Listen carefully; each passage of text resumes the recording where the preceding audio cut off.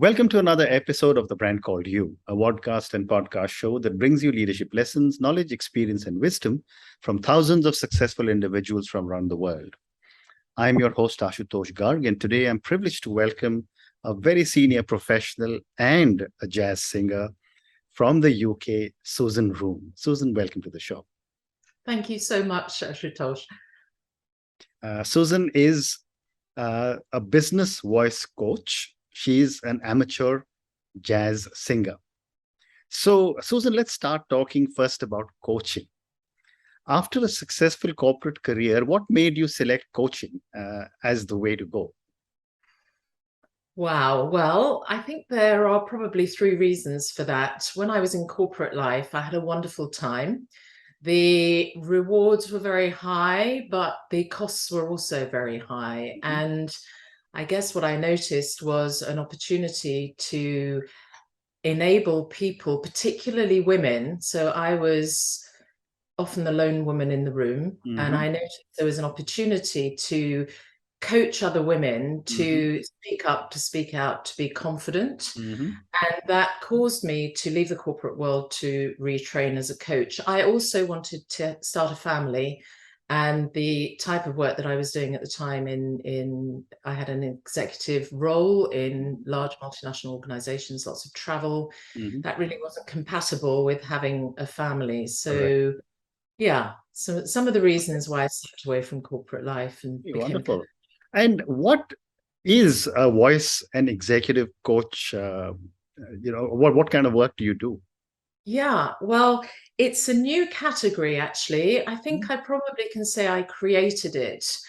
There are a lot of executive coaches out there, qualified, hopefully, most of them are qualified. There are a few voice coaches, professionally qualified voice coaches, but there are very few who, like me, have the corporate experience and are also professional voice and executive coaches. And what I do is coach people. I coach mindset, body language, speech, and voice, because for me, they are interrelated. Right. How we think really affects how we show up physically, verbally, what we say, and vocally, how we say things. So that's my point of difference, I think. Fascinating. And for my viewers and listeners, could you share one or two examples of what kind of mistakes people make when it comes to their voice? Oh, interesting. So mistakes, as I'm a coach, I try not to judge and say people have made mistakes or things are right or wrong. I'm more inclined perhaps to help people raise their awareness around, for example, unhelpful speech habits. So we are all creatures of habit. When we speak, we say ums and ahs, and we use filler words, and we might exaggerate occasionally, and we might undermine ourselves occasionally. But when we do those things excessively, those become unhelpful speech habits. So raising clients' awareness about the sorts of habits that are getting in the way of them coming across as confident and clear, that's at the heart of my work, alongside a number of other things. Amazing. You also say that voice is a stunning instrument that we seldom play. My question to you is, how do you train or coach a person's voice? So I don't train, I'm a coach, and there's a big difference. So I'm not training people to do specific things at specific times. I'm, again, raising their awareness about what the voice is capable of, helping them explore their voice, prepare it. So isn't it interesting, when we go into conversations, presentations, meetings, most of us are really focused on what we're going to say, but few of us really think about how we're going to say it. So a lot of my work is rehearsing people or inviting them to record themselves saying what they want to say in different ways, and then listening back and hearing it and wondering which of these different versions of the way I'm saying it lands well with me. How do I want to come across, and how do I want my voice to land? Very interesting.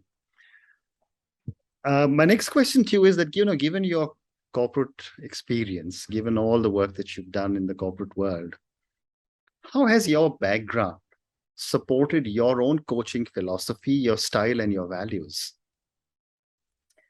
Oh, yeah. Well, I guess my corporate background has made me very aware of the importance of adding value. Mhm, And this is again where I have very strong beliefs around the profession of coaching. mhm, So the coach training that I have done and the studies I've done, I have a master's in voice studies from the Royal Central School of Speech and Drama in London. mhm, I'm a professional certified coach with the International Coach Federation. mhm, This integrity, this professionalism is very much one of my key values. And that comes from having worked in corporate life where professionalism and qualifications mhm, were very important. So I think that has had a big impact on me. And knowing that corporates, who are mainly my clients, mhm, are looking for return on investment. They mhm, are looking for work that really focuses on specific goals. mhm,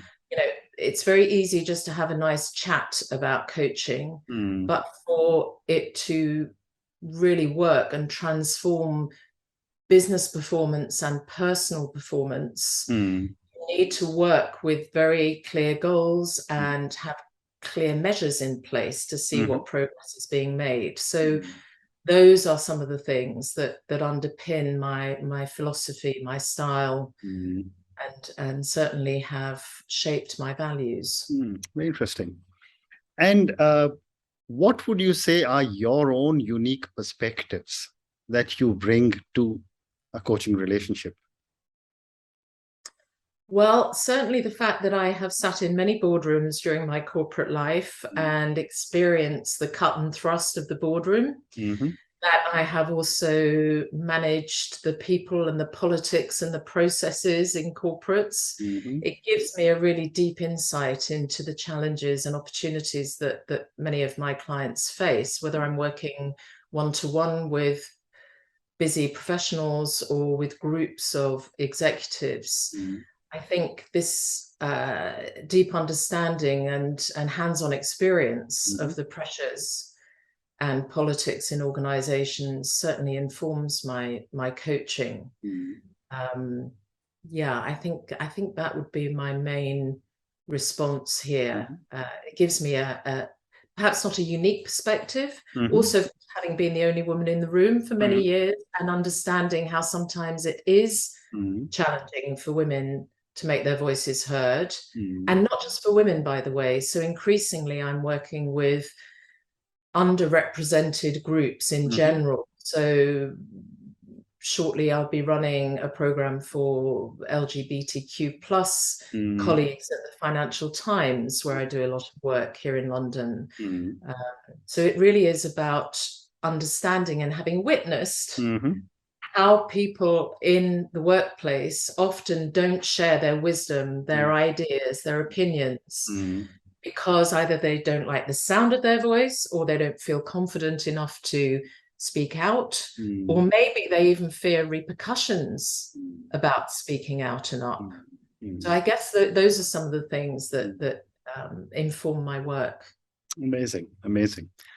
My next question to you, Susan, is that, based on my own so many years of experience, culture makes a big difference in the way we interact with people. The UK is a melting pot for all kinds of cultures, religions, languages, etc. My question to you is, how does culture impact coaching? Really interesting question. Thank you for it, because I was discussing it with somebody just this morning. I Mm-hmm. think there are two answers to this. Mm-hmm. One could say that it's appropriate Mm-hmm. to find a coach who is a good cultural fit. Correct. So if you're working for somebody who comes from is of a particular nationality and religion and socio-demographic Mm-hmm. uh, part of society, Mm. you may be tempted to think, well, they need to be coached by somebody who is like them. Mm-hmm.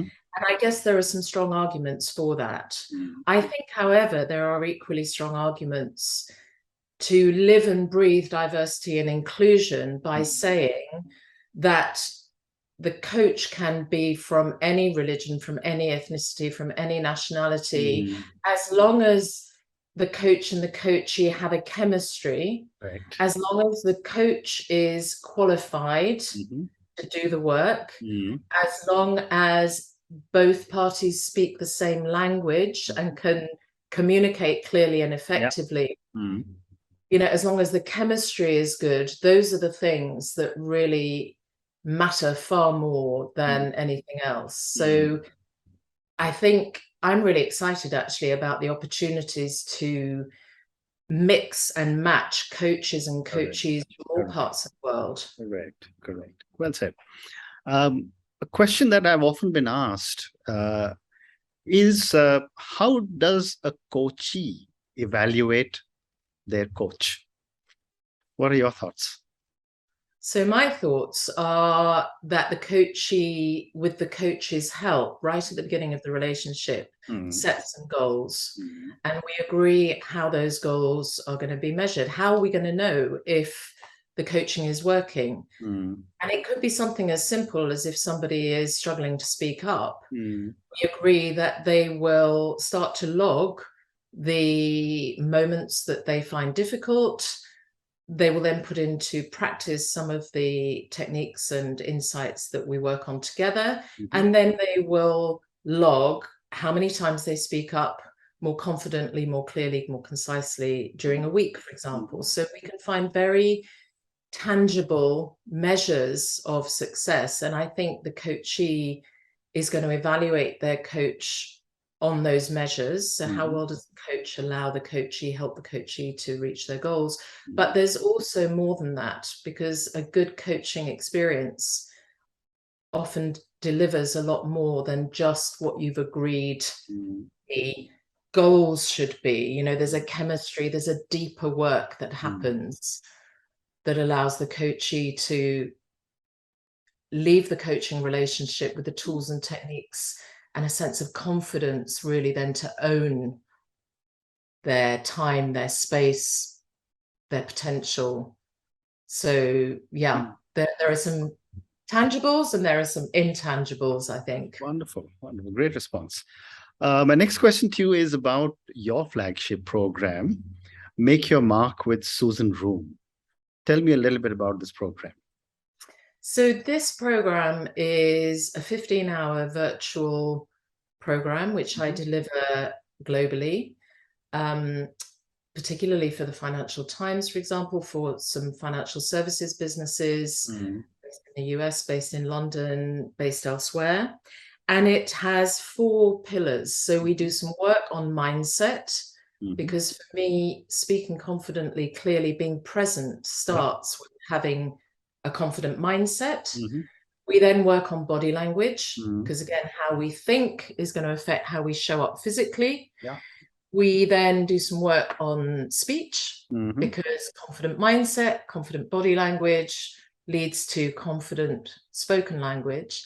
And then the final piece is to work on voice and listening, because how we say something, how we say those words is a really important part of impact, building trust and rapport, being confident and able to say the things that are on our mind, whether it's in the workplace or outside. So those 4 elements are at the heart of the program: mindset, body language, speech, and voice.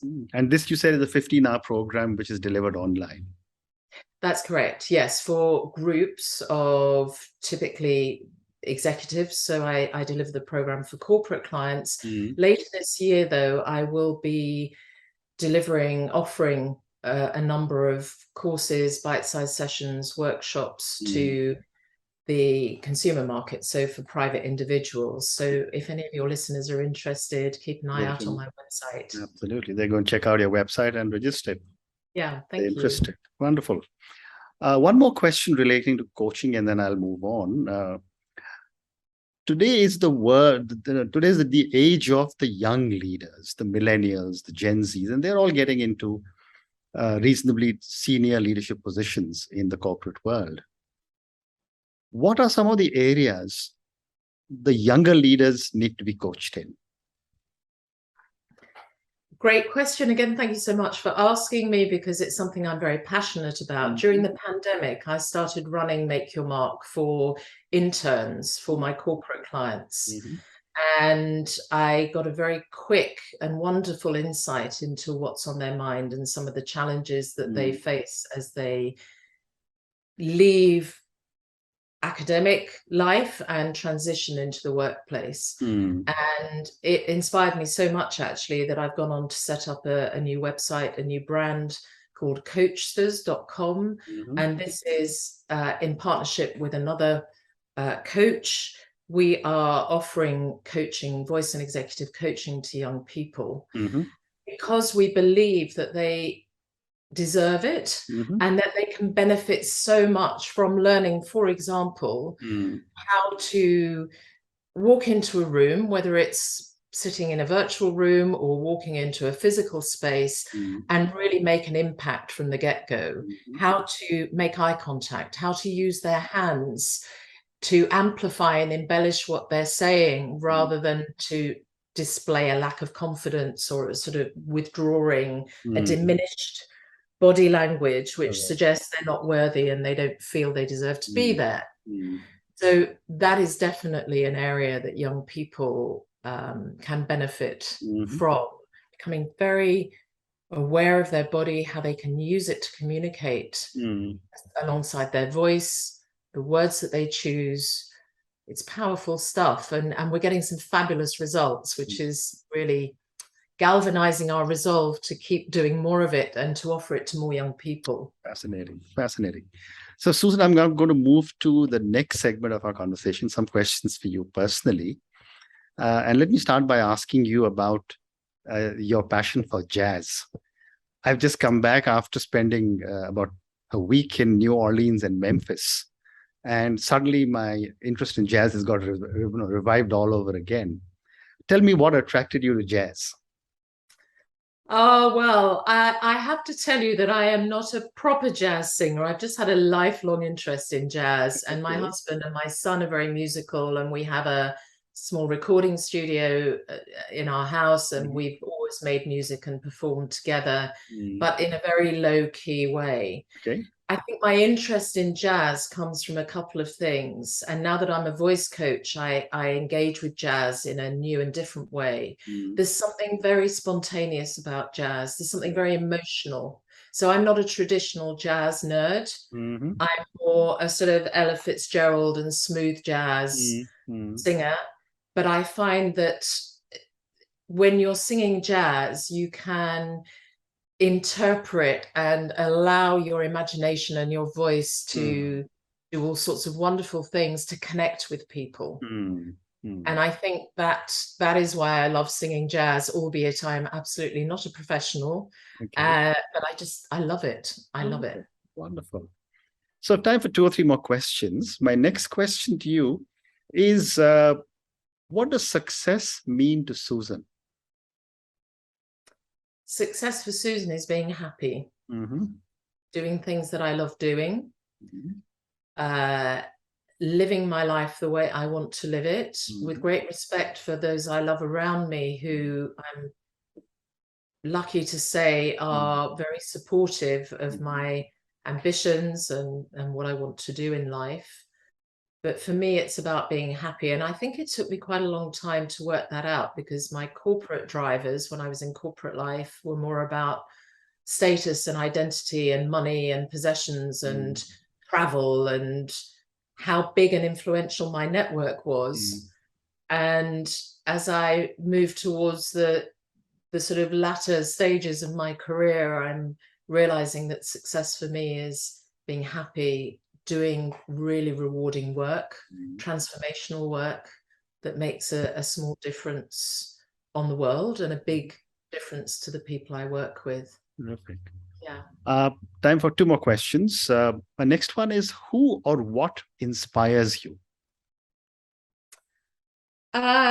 What inspires me? My garden inspires me. That's Mm-hmm. probably a very English answer, isn't it? Absolutely. Because I do live Absolutely. in the garden of England. So I live in the Mm-hmm. southeast of England Yeah. where we have very lovely gardens, Mm-hmm. normally green. At the moment, they're looking very brown. I know. But I'm inspired increasingly by nature. Mm-hmm. I grow vegetables in my spare time.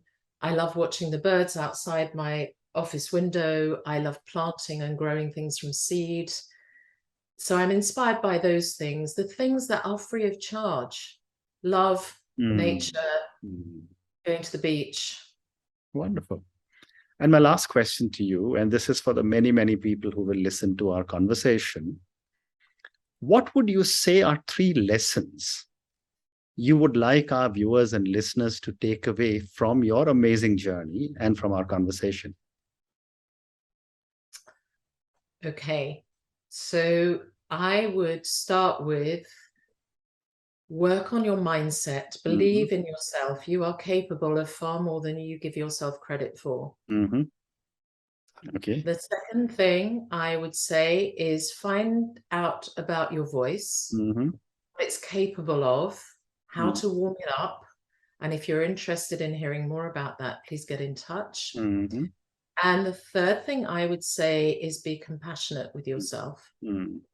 We are our worst critics. And when you reflect on the things that you say to yourself in your head, when you're talking yourself down, ask yourself, would you ever say that to a friend?